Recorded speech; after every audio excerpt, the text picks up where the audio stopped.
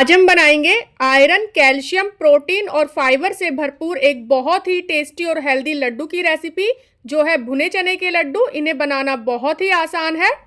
Radhe Radhe friends, रसोई की रंग बिरंगी दुनिया में आप सबका स्वागत है। तो चलिए शुरू करते हैं। तो भुने चने के लड्डू बनाने के लिए यहाँ पर मैंने 250 ग्राम भुना हुआ चना लिया है। आप चाहें तो इनको छील भी सकते हैं, लेकिन मैं इनको छिलके के साथ ही यूज़ करूँगी। तो इन्हें हम मिक्सी के जार में डालकर पीस लेंगे। एकदम बारीक सा महीन पाउडर बना लेना है और इसको एक बारी हम छान लेंगे, जिससे कि कोई मोटे मोटे पार्टिकल्स रह गए हो तो उनको हम सेपरेट कर सके। तो इसको एक बारी महीन वाली जाली से आप छान लीजिएगा, जो आटा छानने वाली जाली होती है। तो इसको मैंने छान लिया है। इसमें से कुछ फाइबर निकला है, इसको हम रिमूव कर देंगे और बाकी का जो ये हमारा बेसन बन गया है इसको यूज़ कर लेंगे। तो एक कढ़ाई में हम 2 बड़े चम्मच देसी घी डालेंगे। घी हल्का सा गर्म हो जाए तो इसके बाद यहाँ पर 25 ग्राम मैंने गोंद ली है, जो देसी वाली गोंद होती है वो ली है। इस गोंद को हम बिल्कुल धीमी आंच पर भूनेंगे। अगर हम इसको तेज आंच पे भूनेंगे तो ऊपर से फूल जाएगी और अंदर से कच्ची रह जाएगी, इसलिए हमें बिल्कुल लो फ्लेम पर ही इसको भूनना है और इसको अच्छे से भून लेना है, जिससे कि ये बिल्कुल भी अंदर से कच्ची ना रहे। एकदम से फूल कर ये क्रिस्पी हो जाएगी। आप एक जो पीस है इसका उठाकर देख लीजिएगा, चेक कर लीजिएगा, इसको फोड़ कर देखिएगा। अगर ये क्रिस्पी होने लगे तो सारी की सारी गोंद को हम निकाल लेंगे कढ़ाई में से और इसको हल्का सा ठंडा हो जाने के बाद इस तरीके से पीस लेंगे। यहाँ पर मैंने एक कटोरी ली है और कटोरी के पीछे वाले हिस्से से दबा दबा कर इसको हम फोड़ लेंगे। मिक्सी के जार में डालकर आप इसको मत पीसिएगा, क्योंकि इसके अंदर काफ़ी सारा घी है, तो सारा घी मिक्सी के जार में लग जाएगा। तो इसको आप इसी तरीके से फोड़ लीजिएगा, बिल्कुल महीन पाउडर बना लीजिएगा। तो जो कि मैंने यहाँ पर बना लिया है। अब कढ़ाई में जो हमारा घी बच गया था उसी घी में हम डाल देंगे हमने जो भुने चने का जो बेसन बनाया है वो डाल देंगे। और इसमें अगर हमें ज़रूरत और घी की लगेगी तो वो भी डाल लेंगे। एक बार इसको अच्छे से पहले मिक्स करके देख लेते हैं। तो यहाँ पर मुझे घी कम लग रहा है, यहाँ पे 3 से 4 चम्मच मैं घी और डाल दूंगी। और घी डालने के बाद इसको मिक्स करेंगे और लगातार चलाते हुए बिल्कुल लो फ्लेम पर हम इसको तब तक भून लेंगे जब तक कि ये हल्का बादामी कलर का नहीं हो जाता है और एकदम भुरभुरा सा हो जाएगा।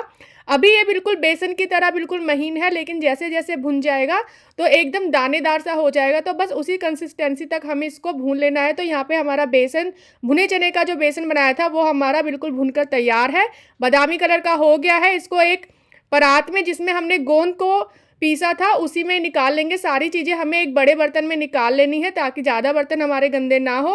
तो उसी कढ़ाई को मैंने एक टिश्यू पेपर से साफ़ कर लिया है और उसमें फिर से 2 बड़े चम्मच हम घी गर्म करेंगे और इसके बाद यहाँ पे 50 ग्राम के करीब मखाने डाल देंगे। क्वांटिटी आप अपने अकॉर्डिंग कम या ज़्यादा कर सकते हैं। मैंने एकदम परफेक्ट क्वांटिटी के अकॉर्डिंग बनाया है। इतनी क्वांटिटी में जितना भी मैं मेजरमेंट लिया है उसमें हमारे 1 किलो से के करीब हमारे लड्डू बनकर तैयार हो जाएंगे। तो मखानों को हमें बिल्कुल धीमी फ्लेम पर तब तक भून लेना है जब तक कि अच्छे से क्रिस्पी करारे नहीं हो जाते हैं। एक मखाने को उठाकर फोड़ के देखिएगा। इस तरीके से अगर ये चूरा चूरा होने लगे तो यानी हमारे मखाने अच्छे से भुन चुके हैं। इनको भी निकाल लेंगे और ठंडा होने पर मिक्सी के जार में डालकर इनको महीन पाउडर बना लेंगे।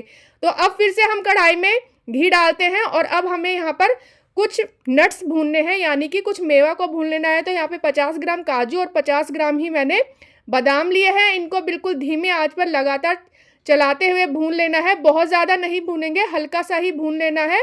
भूनने से क्या होता है कि इनका टेस्ट भी अच्छा आता है और लड्डू की शेल्फ लाइफ भी बढ़ जाती है। इसको 2 मिनट भूनने के बाद यहाँ पे 50 ग्राम के करीब मैंने पिस्ता डाल दिए हैं। इनको भी हम हल्का सा भून लेंगे। सभी चीज़ों को एक साथ नहीं डाला है क्योंकि हर किसी को भूनने में समय कम या ज़्यादा लगता है। तो काजू बादाम को भूनने में थोड़ा समय ज़्यादा लगता है, पिस्ता को कम।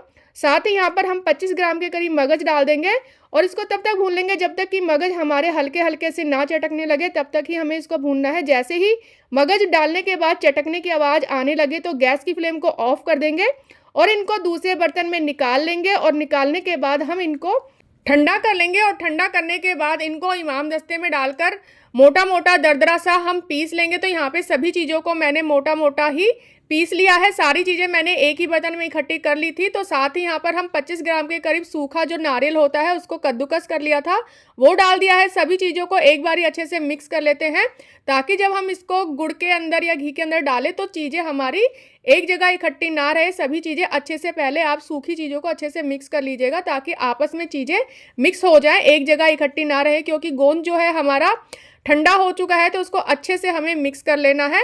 और इसके बाद हम कढ़ाई में डालेंगे देसी घी। तो यहाँ पर टोटल जो घी यूज़ किया है मैंने 250 ग्राम यूज़ किया है। 250 ग्राम घी हमारा इतना लग ही जाएगा, इस जितने मेजरमेंट के मैंने लड्डू बनाए हैं। तो यहाँ पे घी हमारा गर्म हो जाए तो उसके बाद 250 ग्राम ही यहाँ पे गुड़ डाल देना है। गुड़ की क्वांटिटी मैंने 250 ग्राम रखी है। इसमें ना तो लड्डू ज़्यादा मीठे होंगे और ना ही फीके रहेंगे, बिल्कुल परफेक्ट मेजरमेंट है। अगर आप ज़्यादा मीठा खाना चाहते हैं तो गुड़ की क्वांटिटी को थोड़ा बढ़ा लीजिएगा।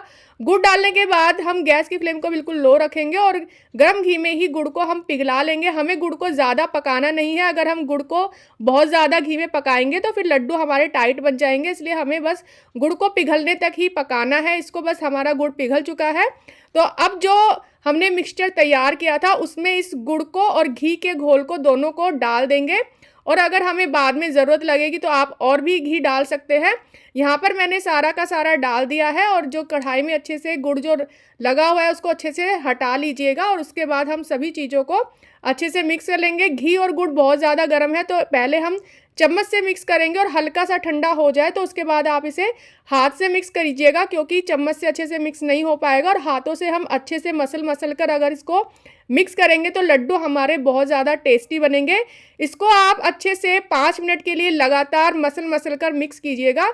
आप चाहें तो इसमें इलायची का पाउडर भी डाल सकते हैं। मैंने यहाँ पे इलायची का पाउडर यूज़ नहीं किया है, आप चाहें तो डाल लीजिएगा, उससे भी अच्छा फ्लेवर आता है। तो यहाँ पर इसको अच्छे से मिक्स कर लेंगे। तो मिक्सचर को हमने अच्छे से मिक्स कर लिया है। अब हम इसके लड्डू बना लेते हैं। यहाँ पर लड्डू आप छोटे या बड़े जैसे आप बनाना चाहे वैसे बना लीजिएगा। मैंने एक जो नींबू का साइज़ होता है उससे थोड़े से बड़े लड्डू बनाए हैं, बहुत ज़्यादा छोटे लड्डू नहीं बनाए हैं। लड्डू बहुत ही आसानी से बनकर तैयार हो जाते हैं फ्रेंड्स, इनको बांधना ज़्यादा मुश्किल नहीं रहता है। तो आप ये लड्डू की रेसिपी एक बार ज़रूर ट्राई कीजिएगा। बहुत ही हेल्दी और टेस्टी लड्डू है, बच्चों के लिए भी हेल्दी है, बड़ों के लिए भी हेल्दी है, और जो बुज़ुर्ग लोग हैं उनके लिए भी हेल्दी है। तो रेसिपी अगर आपको पसंद आए तो वीडियो को लाइक और शेयर कर दीजिएगा, साथ ही चैनल को सब्सक्राइब कर लीजिएगा, और सब्सक्राइब करने के बाद बेल आइकन को भी ज़रूर प्रेस कीजिएगा, जिससे कि मेरी आने वाली अच्छी रेसिपीज़ की नोटिफिकेशन आपको मिलती रहे। तो मिलते हैं एक नई रेसिपी के साथ, तब तक के लिए राधे राधे।